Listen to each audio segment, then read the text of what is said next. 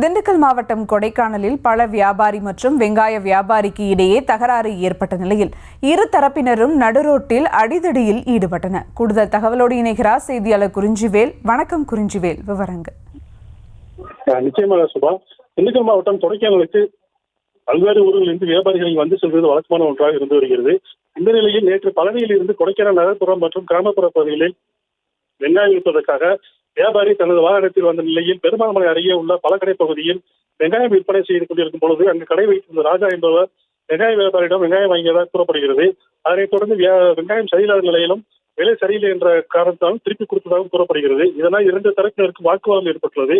இந்த நிலையில் இன்று மீண்டும் வெங்காய வியாபாரி பழனியில் இருந்து தனது நண்பர்கள் மற்றும் குடும்பத்தினரும் வியாபாரத்தை முடித்துவிட்டு பெருமாள்மலை பகுதியில் இருக்கக்கூடிய ராஜா என்பவரிடம் இன்று அவருடைய கடையில் சாக்லேட் மற்றும் உணவுப் பொருட்கள் வாங்கிய நிலையில் மீண்டும் அந்த பொருட்கள் எதுவும் சரியில்லை என்று திருப்பி கொடுத்துள்ளனர்.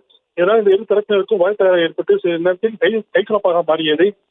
இதில் பல கடை நடத்தியவர் ராஜா என்பவர் பலத்த காயமடைந்து தற்போது கொடைக்கானல் அரசு மருத்துவமனை சிகிச்சை பெற்று வருகிறார்.